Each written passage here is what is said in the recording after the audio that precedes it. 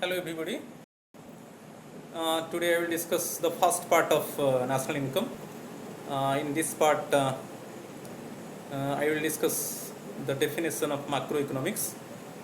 And then I will discuss stock and flow, consumer goods and capital goods, different types of consumer goods, then producer goods, then factor income and transfer income, intermediate goods and final goods. Then also I will discuss about depreciation. So this session definitely would be interesting one. So after seeing my video, please do not forget to click on the subscribe button. My YouTube channel is Asit Sar Ecomania. Please try to view up to the end and subscribe me. First I will discuss the definition of macroeconomics. It is a subject matter of economics which study about aggregate economic units of economy. Always this part of economics, this subject matter of economics always deal with aggregate economic units. For example, aggregate demand on goods and services by the household sector, farm sector, government sector and external sector. Aggregate supply, the supply of goods and services by all the producers.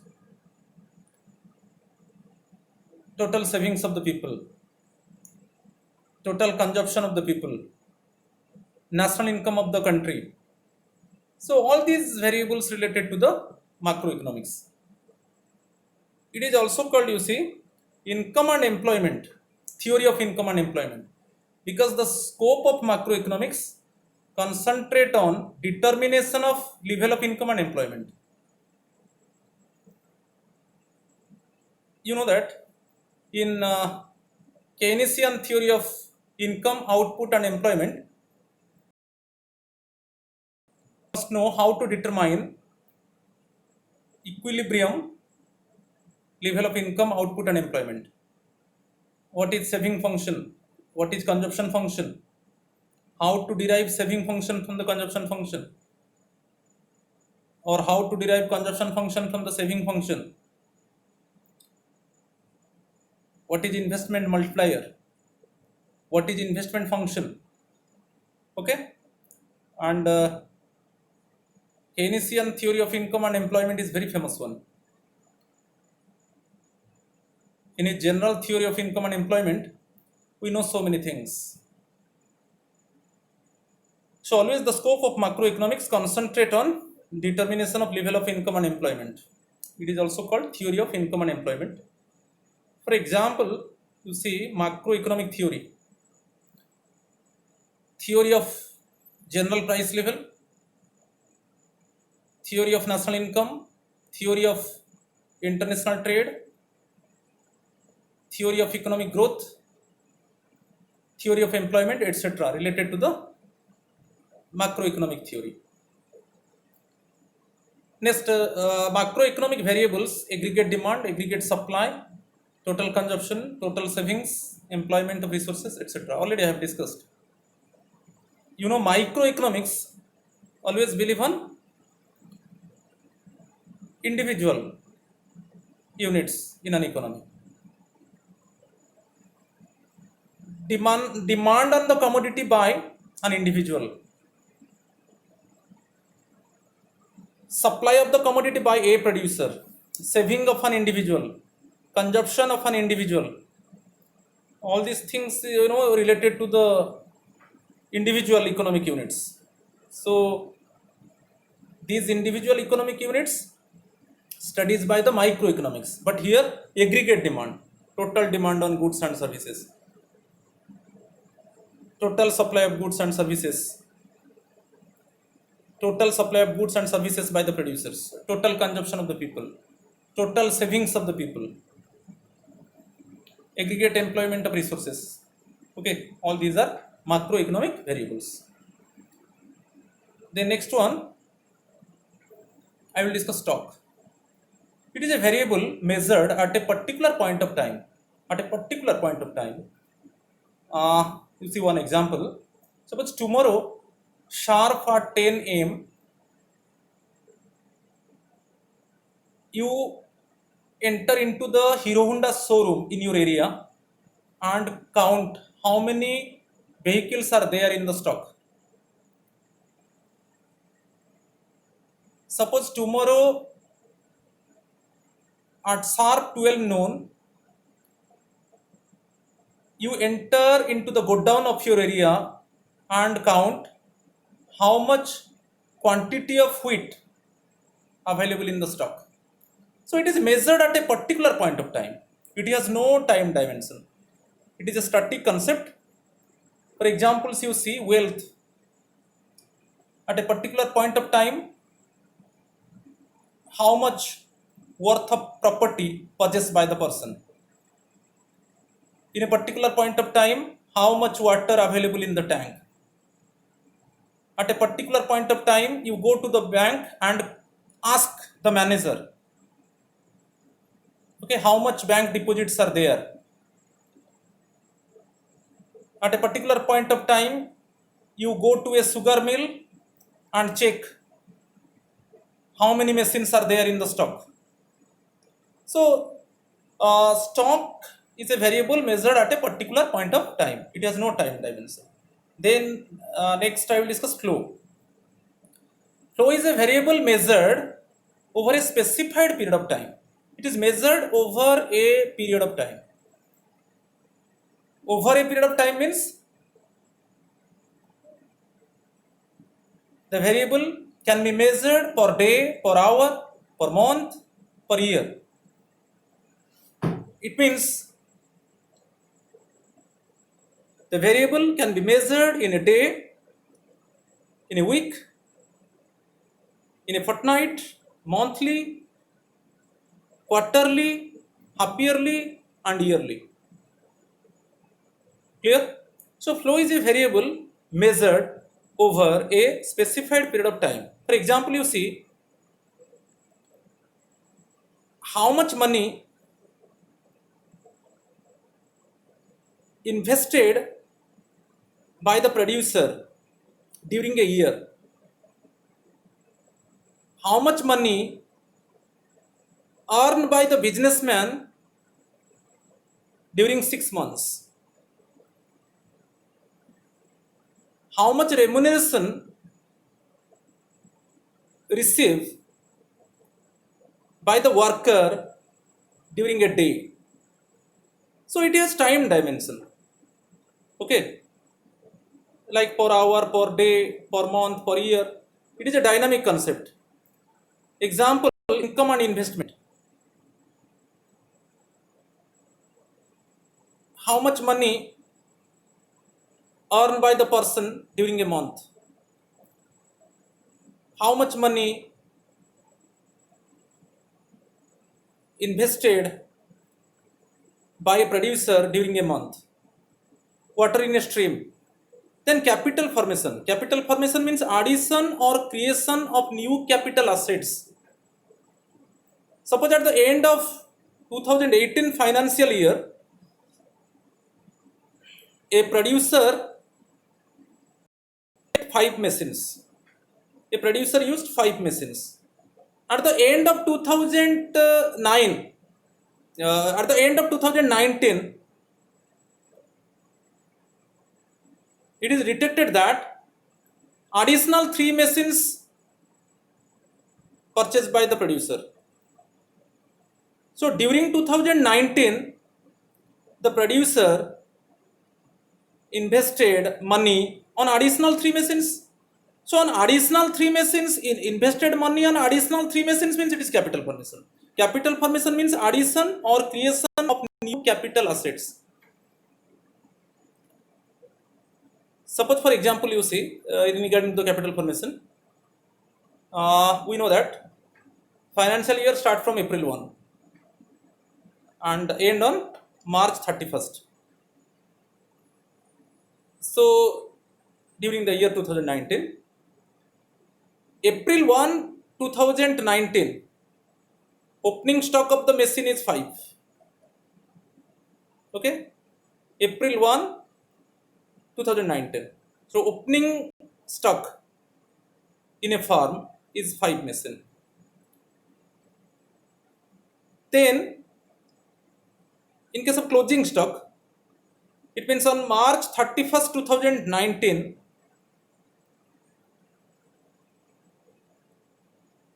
closing stock of the farm is 8 machines. So on how many machines farm invested money during 2019? On additional 3 machines.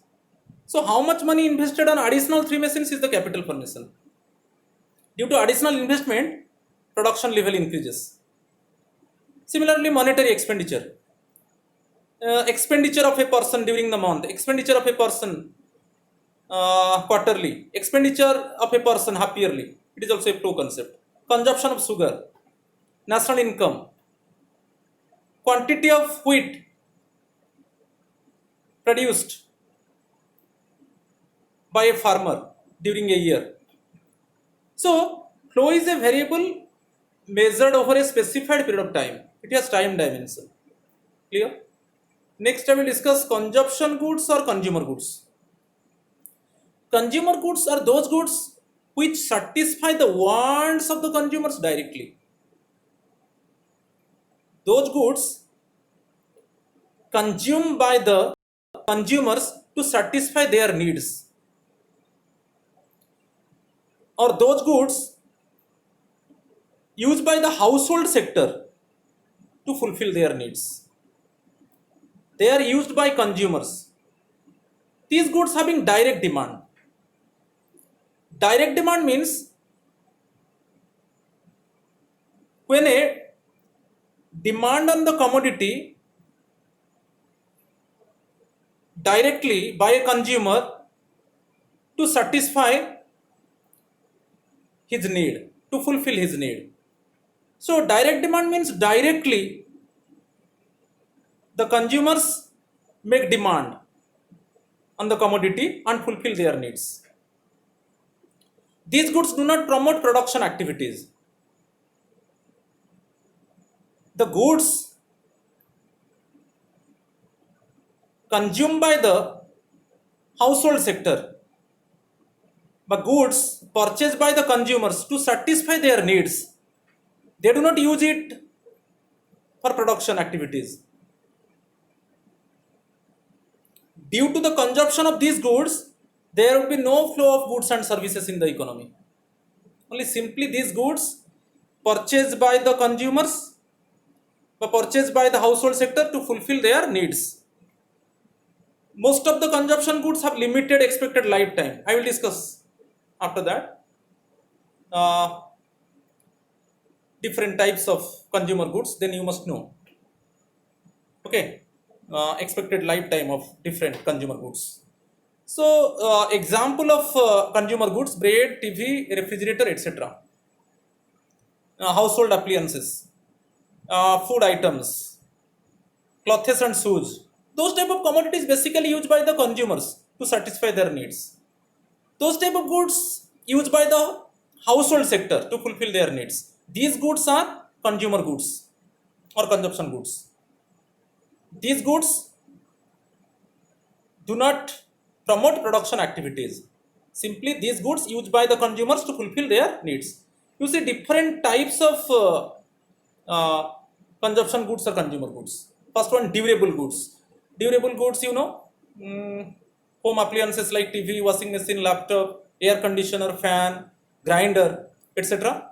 These are durable goods. Durable consumer goods. It refers to those goods which can be used over a long period of time. Okay. Lifespan of these consumer goods is basically more than 1 year. Okay, those goods used by the consumers for longer period of time is durable consumer goods. Semi-durable consumer goods are those goods which can be used for limited period of time. Limited period of time means lifespan of those goods around 1 year. Example, clothes, shoes, crockery, etc. These goods used by the consumers for limited period of time. Used by the consumers for around 1 year. Semi-durable goods. Third one, non-durable goods are those goods which can be used in single act of consumption. Okay, those goods having no lifespan. Example, milk, bread, food grains, paper, vegetables, etc. So these goods used by the consumers in single act of consumption, non-durable consumer goods. Then last one, services also. Those type of professional people serving the household sector, like tuition teacher guiding the children of the family doctor.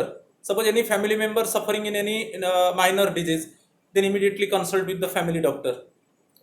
Family engineer, suppose the family using the products of Panasonic company, and definitely it means problem might be arising.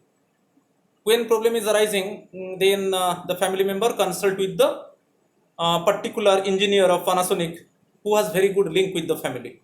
Similarly, family banker.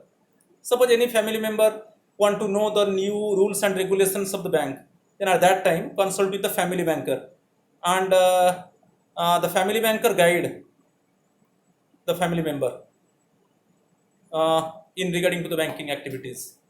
Okay, so here services means only you consider the professional people serving to the households sector. Professional people serving to the household sector. So due to this also it directly satisfy the human wants. So services refer to non-material goods which directly satisfy human wants. So four types of consumer goods. So basically consumer goods are those goods which directly satisfy the human wants, which directly satisfy the needs of the household sector. These goods are not used for production purposes. These goods used by the household sector.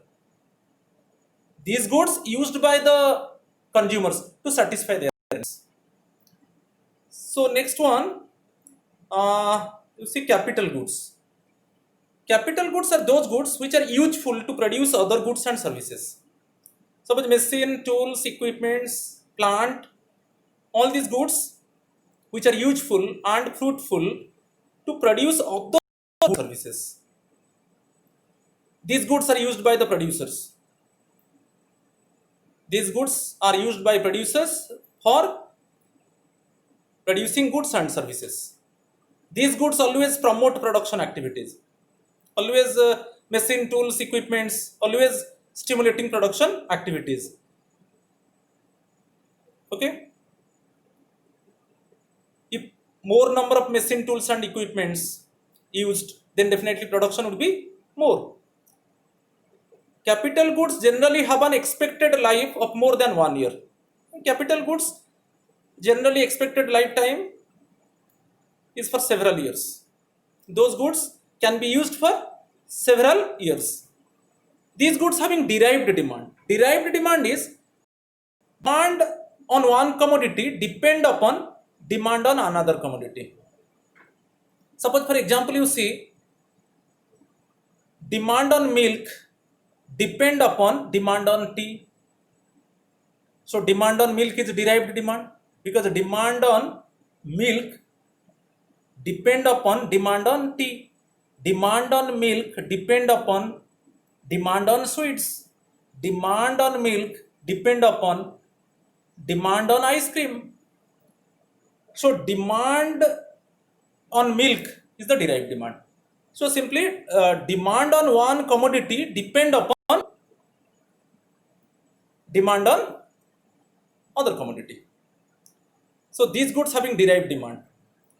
Demand on machine, tools and equipments depend upon demand on final goods. Okay, I will discuss the final goods. So these goods having derived demand. Demand on machine, tools and equipments depend upon demand demand steel products, demand on aluminum products. Clear? These goods are used again and again to produce goods and services, machine tools and equipments, plant. These goods used again and again in production activities. After production, actually, these goods do not lose identity. These goods having separate identity. Okay, these goods do not get merged in the process of production. Suppose, for example, milk convert to sweets. So milk is merged. Okay, in the process of production, milk lose identity when it convert to sweets, but it is not happened in case of capital goods. They are having separate identity. They do not get merged in the process of production. They do not lose their identity. They need repairs and replacement. According to the passage of time, due to wear and tear, definitely value of capital goods reduced. So sometimes it needs repairs. Sometimes suppose a defunct is arising, the machines need repairs. Replacement is there. When new technology introduced in the economy, then definitely new machine replace the old one.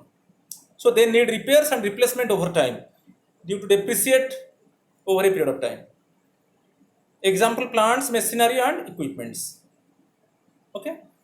So these are the capital goods used again and again, are useful to produce other goods, do not lose identity or do not get merged in the process of production, need repairs and replacement.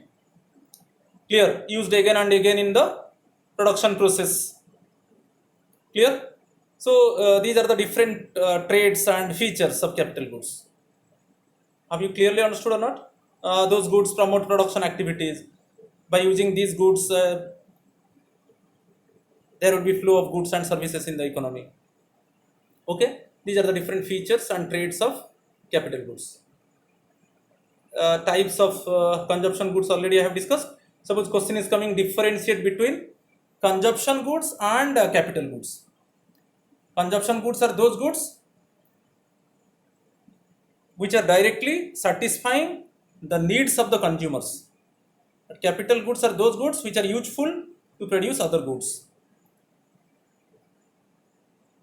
Consumption goods having direct demand, but capital goods having derived demand. Consumption goods do not promote production activities. Capital goods promote production activities. Consumption goods having limited expected lifespan. Capital goods can be used for several years. These are the different differentiate between consumption goods and capital goods. The next one I will discuss intermediate goods. Intermediate goods are those goods which are used up in the process of production. For example, you see, suppose a bakery owner want to produce biscuit. So what type of inputs required to produce a biscuit? A bakery owner needs inputs like flour, milk, oil and sugar. Okay, these are the basic inputs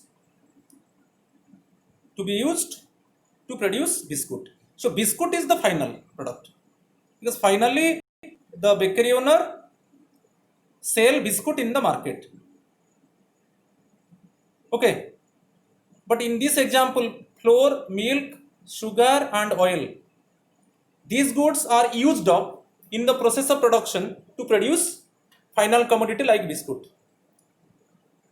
So those goods which are used up in the process of production to produce final commodity, so these goods are intermediate goods. So in this example, you know, flour, milk, sugar and oil. Okay, these goods again used up to produce food. So intermediate goods are flour, milk, sugar and oil in this example. Clear? So intermediate goods are those goods which are used up in the process of production, which can be used to produce other final commodity. In my example, flour, milk, sugar, and oil again used to produce final commodity biscuit. So these goods are within the production boundary. Production boundary is an imaginary line around the production activity. Within production boundary, always inputs lies inside the production boundary. But final commodity always lies outside the production boundary. So inputs lies inside the production boundary. So inputs lies inside the production boundary, within the production boundary. These inputs are intermediate goods. When a bakery owner want to produce biscuit, then he use inputs flour, milk, sugar and oil. So these inputs are lies within the production boundary. So these goods are intermediate goods. Flour, milk, sugar and oil. Okay. All these inputs lies within the production boundary because these goods are used up to produce final commodity biscuit. So final commodity biscuit lies outside the production boundary. So these goods are meant for resale. Suppose I am a mobile seller. I am having mobile shop. I purchase some mobiles. For what purpose I purchase? For resale. So how many mobiles I purchase? It is intermediate goods. Okay. When a person purchase the commodity for resale, then the commodity is what? Intermediate goods. These goods are meant for resale. Suppose milk purchased by a dairy shop, milk purchased by a restaurant. Okay, milk purchased by a dairy shop for resale. Mobiles purchased by a mobile shop, laptop purchased by a laptop shop. So meant for resale. So these goods are meant for resale. So you see the condition. When the milk purchased by the household sector for consumption, it is not intermediate good, it is final good because it is not meant for resale. It is finally used by the household sector to satisfy their needs. Value of these goods is not included in national income and domestic income. Value of intermediate goods is not included in national income and domestic income. These goods used for further production. I told you raw materials, milk used for making sweets, raw materials also used to produce other goods. They have a derived demand as their demand depends on the demand for final goods. Demand on flour depends upon demand on biscuit.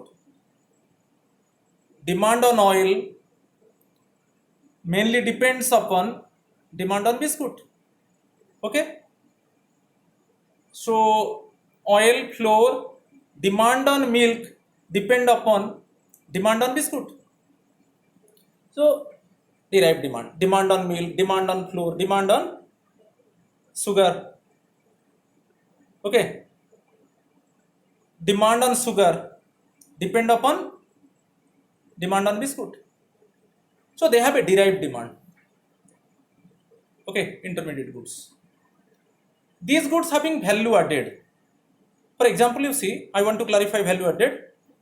A bakery owner purchase inputs like flour, milk, sugar and oil.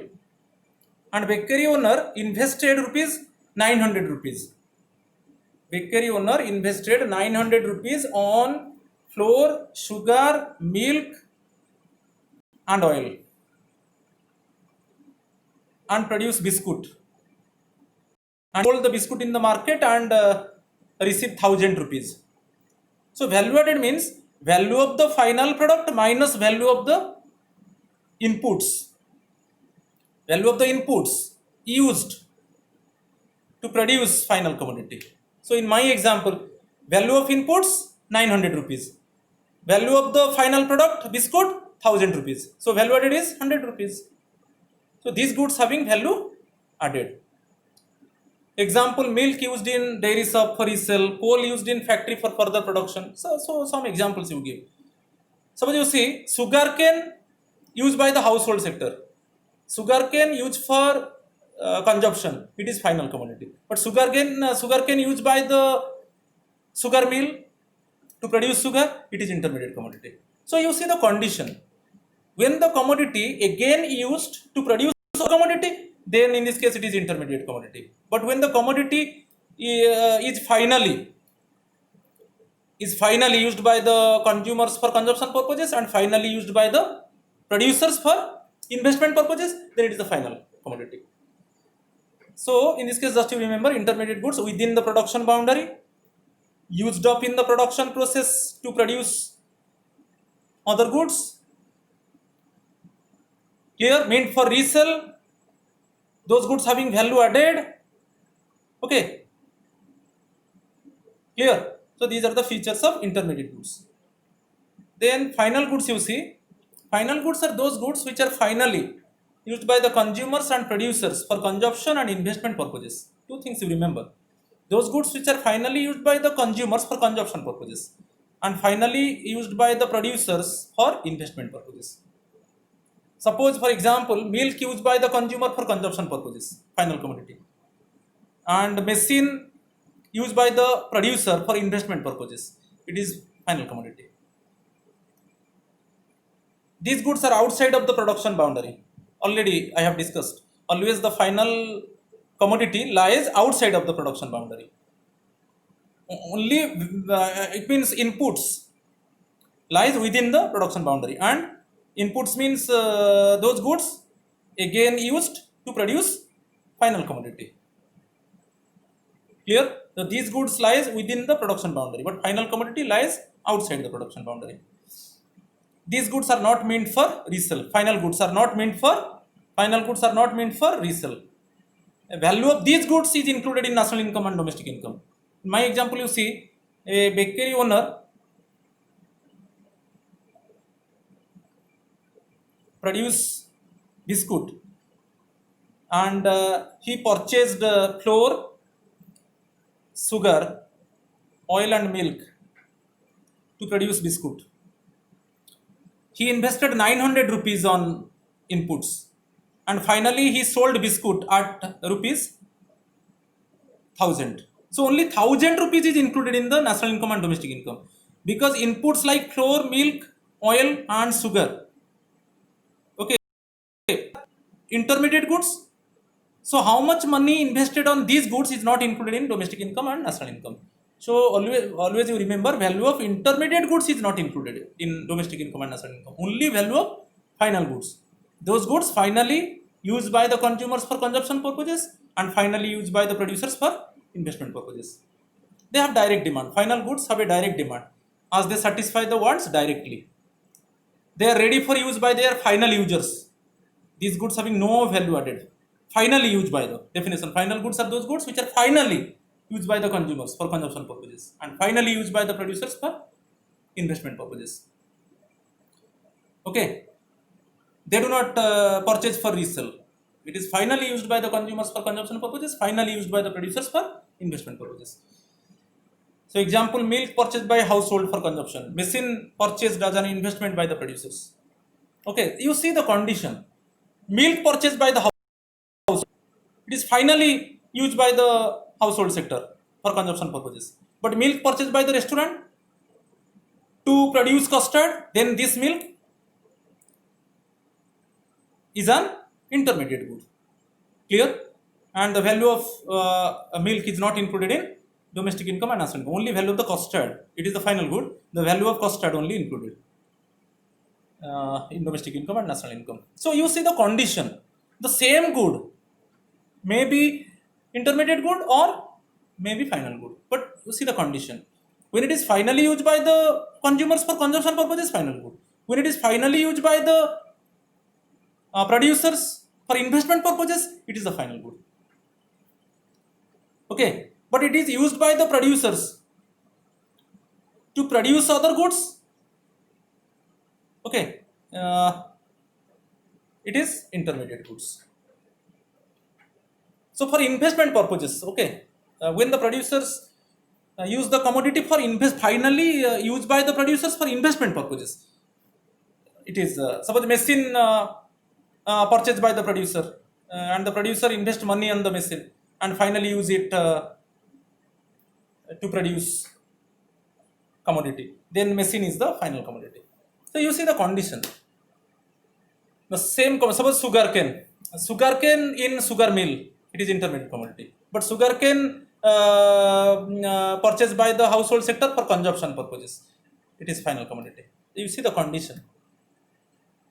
Bread purchased by the household sector for consumption purposes, it is finally used by the household sector for consumption purposes. It is final commodity.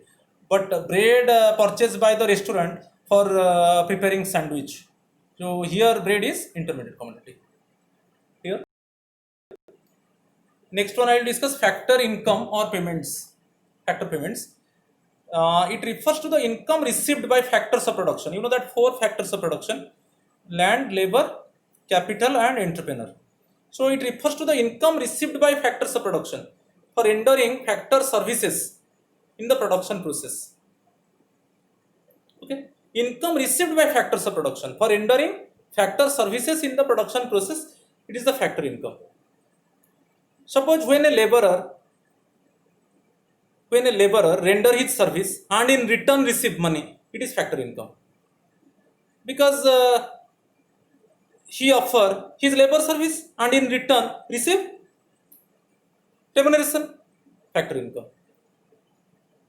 Clear? So income received by factors of production: use the land of others, paid rent; use the service of laborer, paid wages;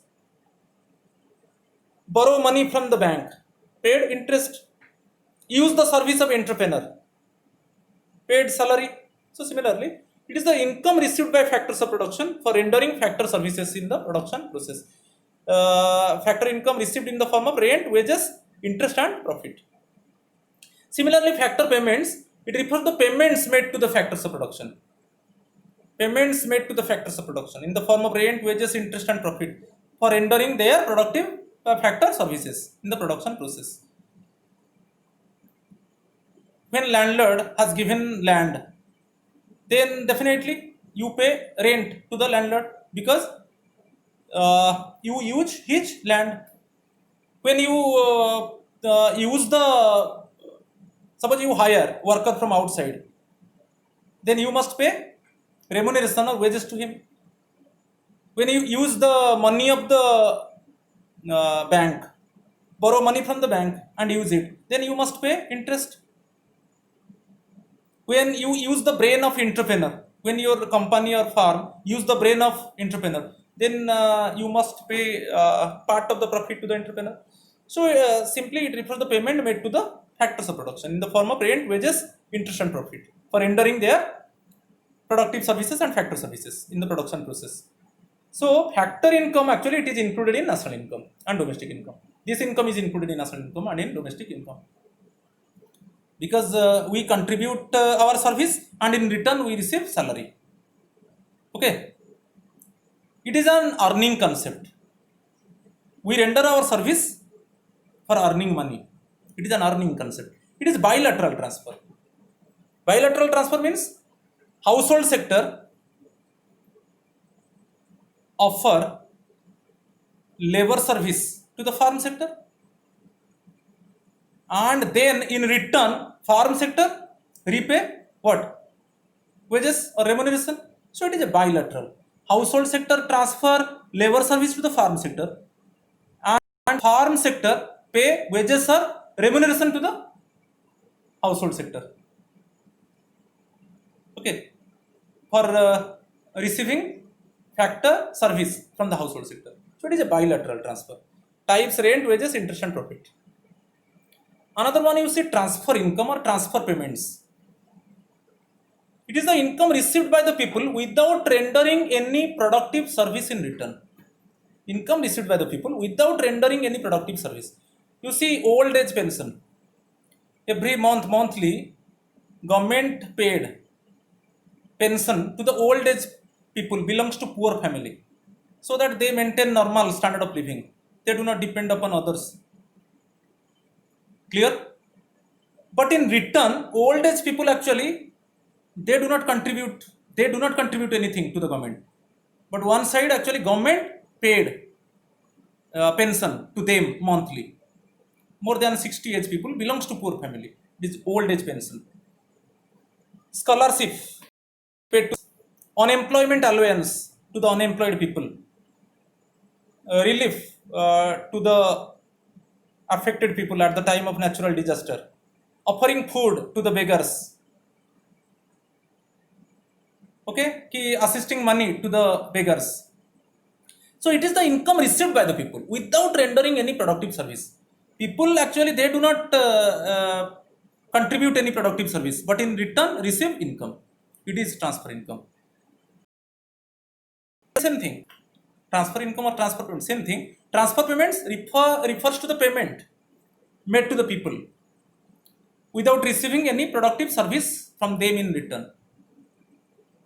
Okay, some voluntary organization assist money to the affected people at the time of natural disaster. Clear? But actually those people receive money from the voluntary organization, they do not contribute anything towards voluntary organization. So similarly, the government paid old age pension, scholarships, unemployment allowance to the people, so that they maintain, so that the old age people, unemployed people, they maintain normal standard of living. Okay, but in return they do not contribute anything to the government. So simply it refers to the payment made to the people without receiving any productive service from them in return. So it is not included. Actually, transfer income is not included in national income and in domestic income. So just you remember, it is very important one. The people receive money, but in return they do not contribute anything. They do not contribute any productive service. They do not contribute any productive service. Clear?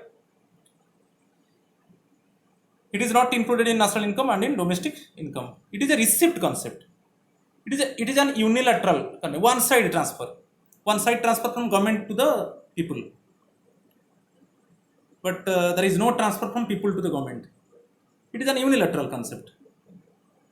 Okay, people receive money without rendering any productive service. They do not contribute, and they do not contribute towards production of goods and services in the economy. They do not contribute towards production in the economy, but in return receive money.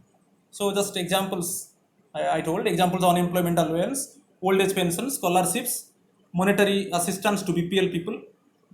Okay, sometimes in Indira Awas Yojana, the government providing money to the BPL people for construction of a pakka house. So unilateral transfer, monetary assistance by the government to the BPL people. Okay, for construction of pakka house, but in return, okay, BPL people actually they do not contribute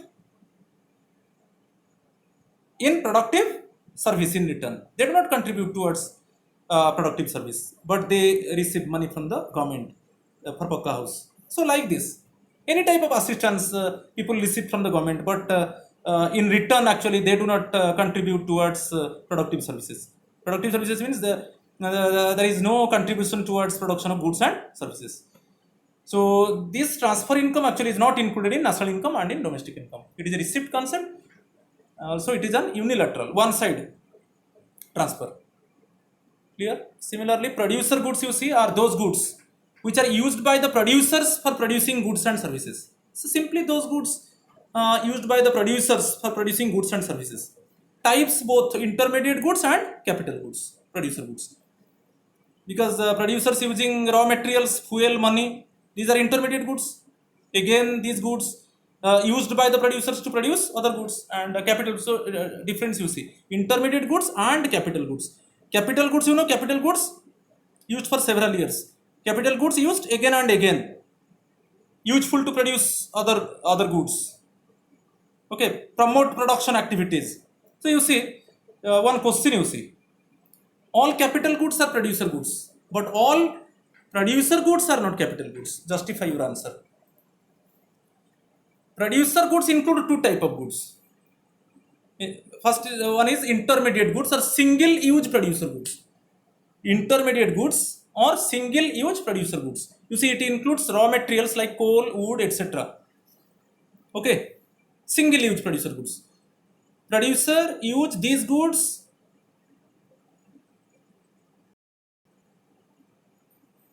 only once in production activities. Okay, certain quantity of raw materials like coal, wood, used by the producers, and it is used only once. It is not used repeatedly. It is not used again and again. So it includes raw materials like coal, wood, etc. So they are not capital goods because capital goods used repeatedly again and again. But you see these single use producer goods,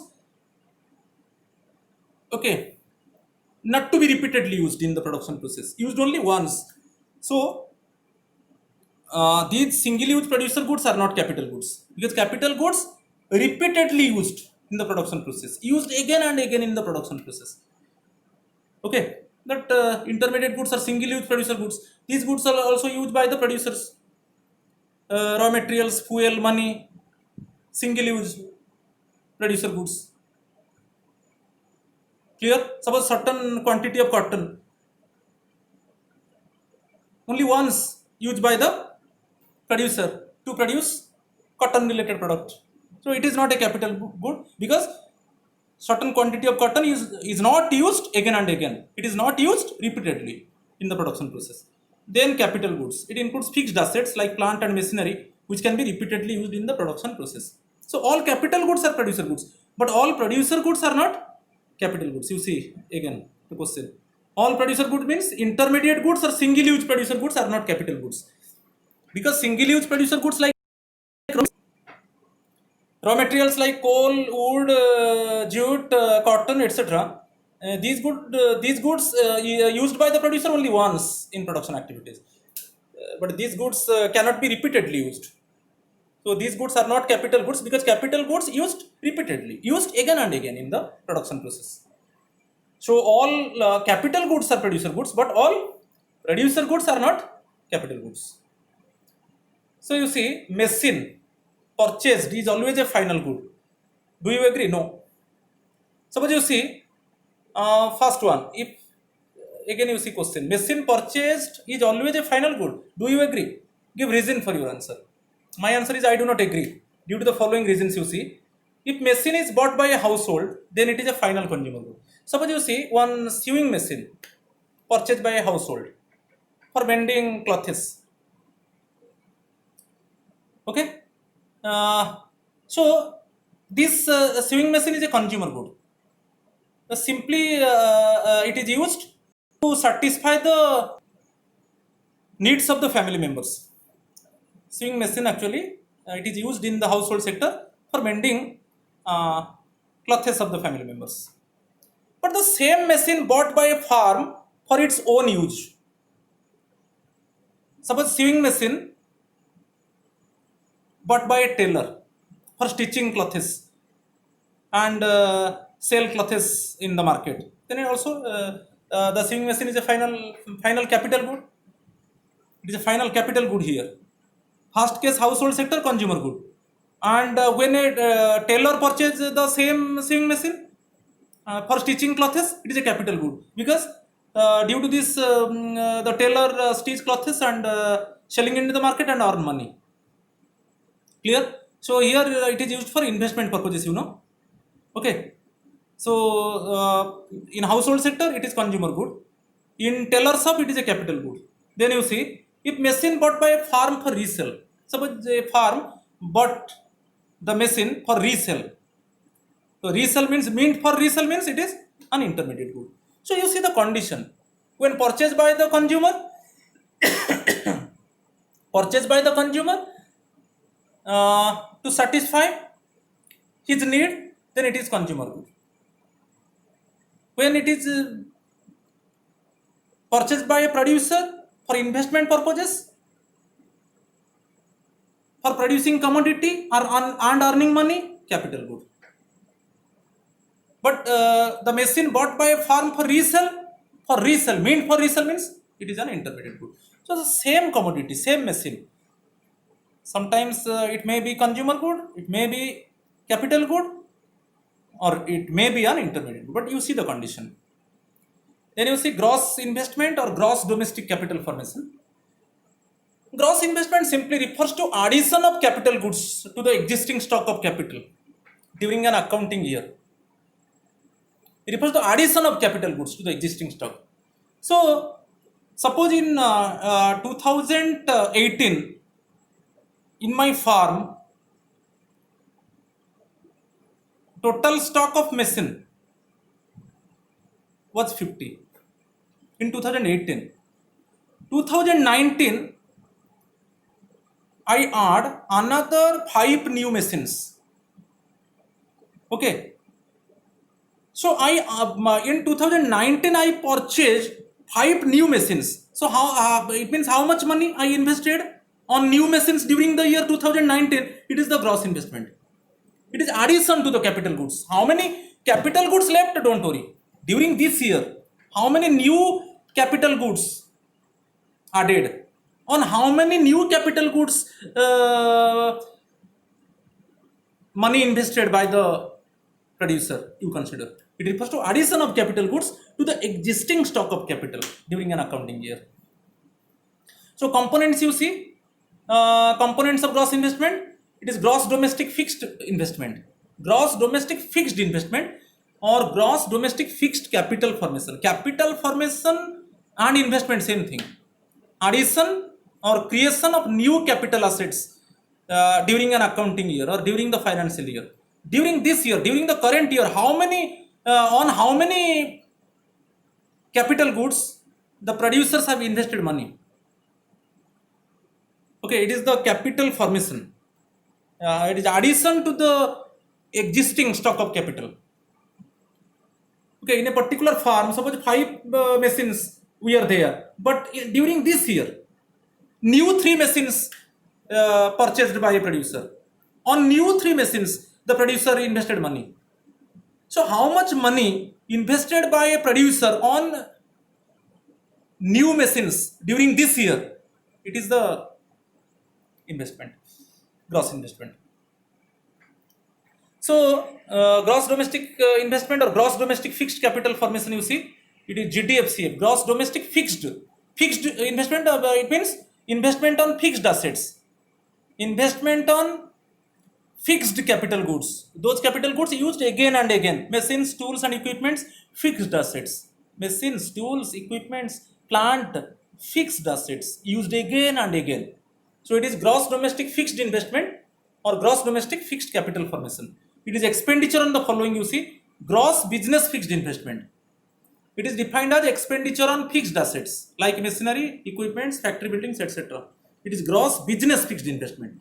Definitely, a businessman, okay, incur expenditure on fixed assets like machinery, equipments, factory buildings, etc. To produce the commodity. Similarly, gross public investment related to the government. Okay, fixed assets, roads, dams, bridges, schools, hospitals. These are the fixed assets used again and again, repeatedly used by the people. So it is expenditure by government on roads, dams, bridges, schools, hospitals. It is gross public investment. Then gross investment on residential construction. Okay, residential construction. It is expenditure incurred on flats and residential houses. Okay, it is expenditure incurred on flats and residential houses. It is gross investment on residential construction. So these 3 are components of gross domestic fixed investment, a gross domestic fixed capital formation. Okay, another one, you see. So here gross fixed investment, stock of the fixed assets at the end of the year minus stock of the fixed assets in the beginning of the year. So beginning of the year, suppose April 1, you see how much stock of assets. Okay, in the beginning means financial year start in April 1, na? So in beginning, first you check how many it means how much stock of fixed assets are there in the beginning. Then at the end also again you check the stock. So difference, stock of the fixed assets at the end of the year minus stock of the fixed assets in the beginning of the year. It is gross fixed investment. Fixed investment means just you concentrate on fixed assets, those assets used again and again in the production process. Suppose it means one example you see April 1 2019 stock of machines, suppose it was 10 in a farm. Again at the end, it means March 31st 2020, April 1 2019, it is the opening stock. How many machines were there? 10. Then end of the financial year, March 31st 2020, clear? How much stock is there? It is 15 machines. So how many additional machines? How many machines addition to the existing stock? It is 5.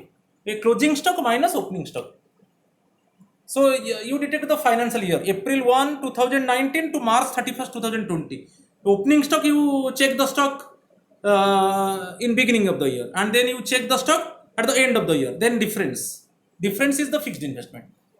Opening stock 10 machines, closing stock 15 machines. It means during this year, okay, on how many machines money invested? On 5 machines. It is gross fixed investment. Fixed means fixed assets, those assets repeatedly used, those assets used again and again in the production process.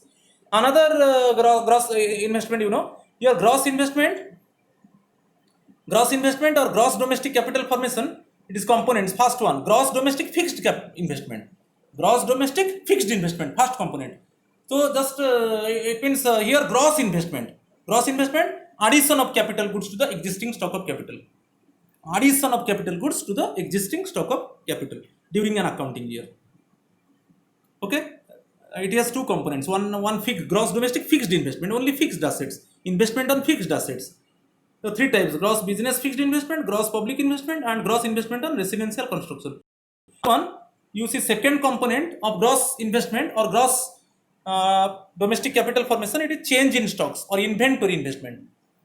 It means it is the stock of materials, semi-finished goods and unsold goods. Inventory investment means 3 things you consider: raw materials, semi-finished goods, or unsold goods. Similarly, opening stock and closing stock. You see, opening of the year, suppose beginning of the year you see how much stock, and end of the year. So end of the year means closing stock. Beginning of the year it is opening stock. So difference is the change in stock.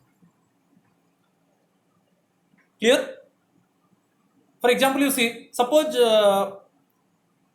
same financial year, accounting year 2019, beginning of the year 2019, opening stock of raw materials, suppose it was 80 kg. Closing stock March 31st 2020, okay, end of the year, end of the accounting year 2019. Then suppose I found 100 kg. Okay, so during 2019, what is the inventory investment? It is 20 kg, because opening stock 80 kg, closing stock 100 kg. So difference is closing stock minus opening stock is 20 kg. So on how much quantity actually money invested? On 20 kg. So here inventory investment means you consider 3 things.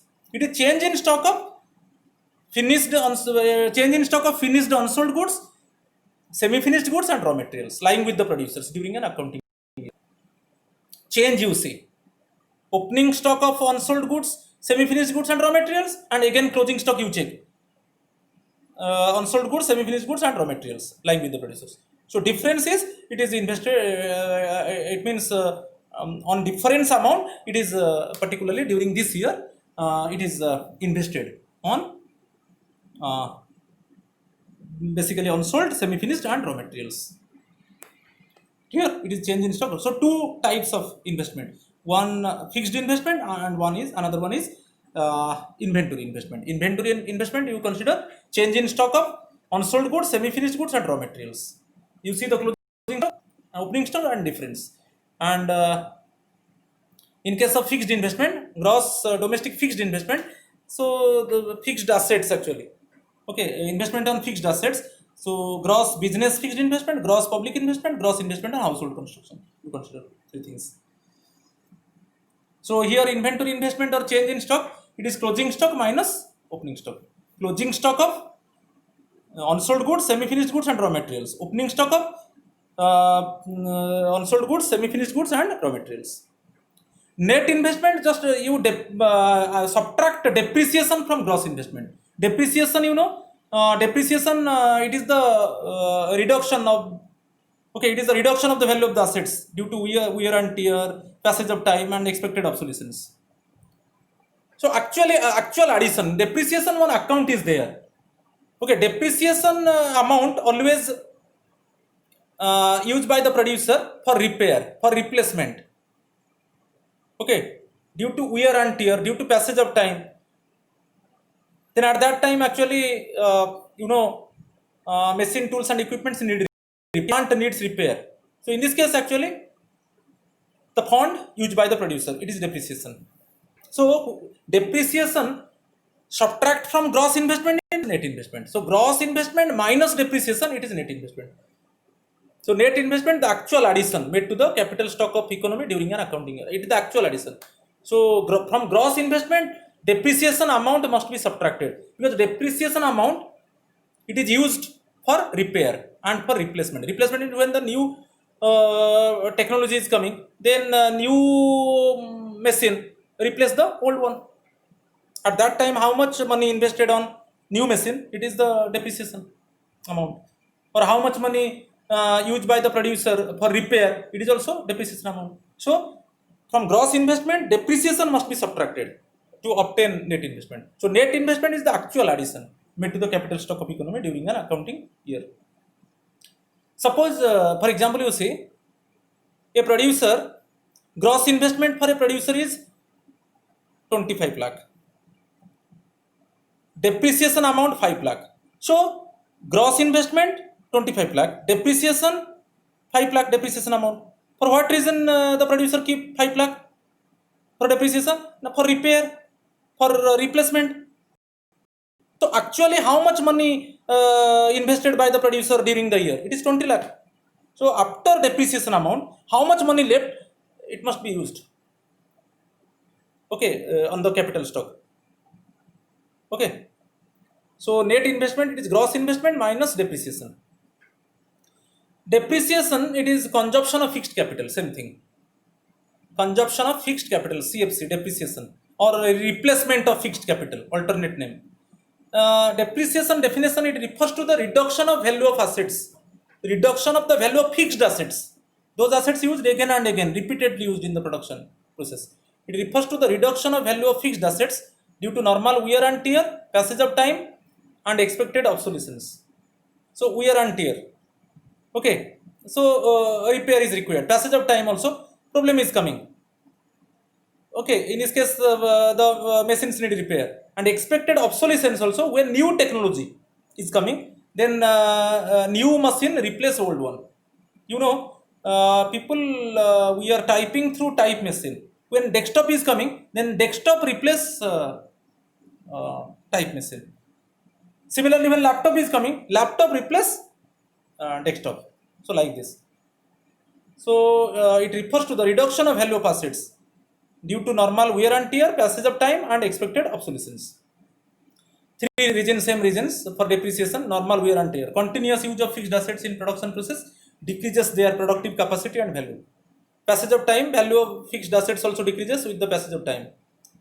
And similarly, expected obsolescence, value of fixed assets also decreases due to change in technology or change in demand for goods and services or change in government policy. I told you, when the new machine is coming, then new machine replace old one. So how much money invested on a new machine? It is also part of the depreciation. Gross investment, when you calculate gross investment, then net investment plus depreciation. Okay. But when gross investment given, depreciation given, net investment, gross investment. So gross to net, gross net, depreciation subtracted. net to gross depreciation added. So depreciation is equal to gross investment minus net investment. Then last one I will discuss difference between capital loss and depreciation. Capital loss, you know, it is the loss of the value of fixed assets due to theft, accident, and due to natural calamities. Due to theft, accidents, and due to natural calamities, suppose we lose some fixed assets, it is capital loss. So definitely it hampers the production process because it is unforeseen one. It is unexpected one. Theft, accidents, and loss of the value of fixed assets due to natural calamities, then it is unforeseen one. It is unexpected one. Okay, it is capital loss. It hampers the production process. Also, any provision is not made for replacement of assets because it is unexpected loss. Okay, there is no specific fund is there to meet the unexpected loss. Okay, by the producers. But in case of clear, so capital loss, it is the loss of the value of fixed assets due to theft, accidents, and due to natural calamities. And definitely, it hampers the production process because any provision is not available to replace this one because it is unexpected loss. So specific fund is not available with the producer to meet this loss. Next one, depreciation fund is there. I told you, depreciation fund is there for repair and replacement. Fund is there. It is the loss of value of fixed assets due to wear and tear, passage of time, and unexpected obsolescence. A specific fund is there with the producer to repair it and replace it. To repair the it means machines when the value of it reduced, and also passage of time when the machine is old one, then it needs repair, and unexpected obsolescence when new machine is coming, then just the producer flung the old one and replace it by new one.